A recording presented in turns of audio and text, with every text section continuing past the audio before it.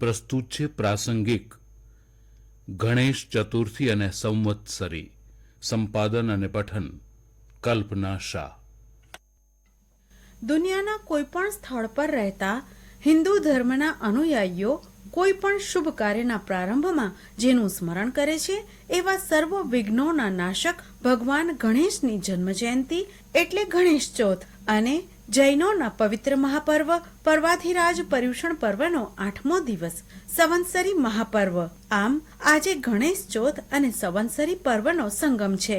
ગણેશ ચતુર્થી કે ગણેશ ચોથનો તહેવાર વિક્રમ સંવંતની ભાદરવા સુદ ચોથના રોજ મનાવવામાં આવે છે. આ શુભ દિવસને ગણેશજીનો જન્મદિવસ માનવામાં આવે છે. આ તહેવાર 10 દિવસ ચાલે છે, જે અનંત ચતુર્થીના દિવસે પૂર્ણ થાય છે. દર વર્ષે બાપ્પાના ભક્તો ગણેશ ચતુર્થીની આતુરતાથી રાહ જુએ છે અને તેઓ આ દિવસને ખૂબ ધામધૂમથી ઉજવે છે. 10 દિવસ સુધી સતત ચાલતો આ તહેવાર ગણપતિના ભક્તો માટે ખૂબ જ ખાસ છે. ગણપતિ ઉત્સવ માટે ગણેશજીની મૂર્તિ લેવામાં આવે છે, તેને ફૂલોથી વિવિધ રીતે શણગારાય છે. પૂજાની તમામ વસ્તુઓ લઈ ઘરમાં કે ફળિયામાં, સોસાયટીમાં કે શહેરના મંડળો અને સંસ્થાઓમાં ગણપતિજીનું સ્થાપન કરવામાં આવે છે. તેની 3, 5, 7, 9 કે 11 દિવસ સુધી પૂજા કરવામાં આવે છે. વિવિધ ધાર્મિક આયોજનો કરાય છે અને ભક્તિભાવપૂર્વક ગણેશોત્સવની ઉજવણી કરાય છે. ત્યારબાદ તેનું વિસર્જન કરવામાં આવે છે. ગણેશ ઉત્સવની ઉજવણીની શરૂઆત 1630 થી 1680ની વચ્ચે થઈ હતી. તે સમયે આ તહેવાર એક સામાજિક કાર્ય તરીકે ઉજવવામાં આવતો હતો. જ્યારે એક તરફ મરાઠા સામ્રાજ્યના સ્થાપક છત્રપતિ શિવાજીના સમયે ગણપતિને તેમના કુળદેવતા તરીકે પૂજવામાં આવતા હતા, બીજી તરફ પેશવાઓના અવસાન પછી તે પારિવારિક ઉજવણી બની હતી. આઝાદીના પ્રણેતા લોકમાન્ય તિલક સાર્વજનિક ગણેશોત્સવની પરંપરાથી ખૂબ પ્રભાવિત હતા અને 1893માં તેમણે તેમના સામયિક કેસરીના કાર્યાલયમાં ગણપતિની સ્થાપના કરી લોકોને તેમની પૂજા અર્ચના કરવા વિનંતી કરી, જેથી રાષ્ટ્રની આઝાદીમાં આવતા અવરોધોનો નાશ થાય. તેમણે શ્રી ગણેશજીને લોકોના ભગવાન તરીકે સંબોધ્યા. લોકોએ તેને ખૂબ જ ઉત્સાહથી સ્વીકાર્યો.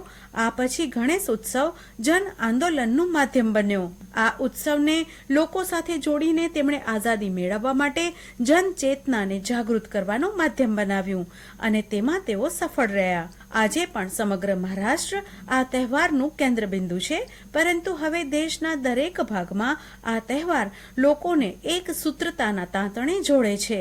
તો બીજી તરફ આજના દિવસે સંવત્સરી પર્વ પણ ઉજવાય છે. સંવત્સરી એ પર્યુષણનો છેલ્લો દિવસ છે.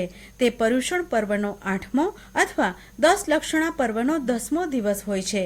જૈન પંચાંગનો આ સૌથી પવિત્ર દિવસ મનાય છે.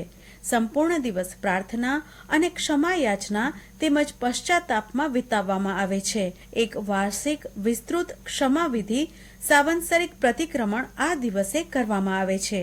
આ પ્રતિક્રમણ બાદ સર્વ જૈનો મિચ્છામી દુક્કડમ બોલીને જાણતા અજાણતા પોતાના દ્વારા પહોંચાડાયેલા દુઃખ, પીડા આદિની વિશ્વના સર્વે જીવો પાસે ક્ષમા માંગે છે.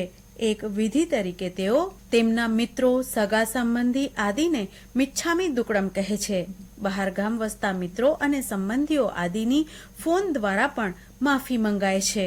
અહિંસા, ક્ષમા અને કરુણાના સિદ્ધાંત પર કરાઈ રહેલી પર્યુષણ પર્વની આરાધનામાં જૈનો ત્યાગ, તપ, જપ દ્વારા ભક્તિભાવના કરે છે. દેરાસરો અને ઉપાશ્રયોમાં પૂજા, વ્યાખ્યાન, આંગી, પ્રતિક્રમણ, ભાવના સહિતના આયોજનો દ્વારા મોટી સંખ્યામાં જૈનો આ પર્વની ઉજવણી કરે છે. ક્ષમા સાગર પ્રભુ મહાવીર કહે છે કે ક્ષમાથી પરમ સુખ, શાંતિ અને સમાધિની અનુભૂતિ થાય છે. સંવત્સરી ક્ષમાના મહાપર્વના દિવસે ચોતરફ વાતાવરણ આનંદ અને મૈત્રીમય દ્રષ્ટિગોચર થાય છે. ક્ષમાની આપલે કરવાથી પરમ સુખ અને શાંતિનો અનુભવ થાય છે. આપ સૌને ગણેશ ચતુર્થી અને સંવત્સરી પર્વની હાર્દિક શુભકામનાઓ.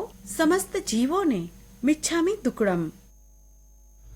ગણેશ ચતુર્થી અને સંવત્સરી એ વિશે હમણાં જ આપ પ્રાસંગિક સાંભળી રહ્યા હતા. સંપાદન અને પઠન કલ્પના શાહ.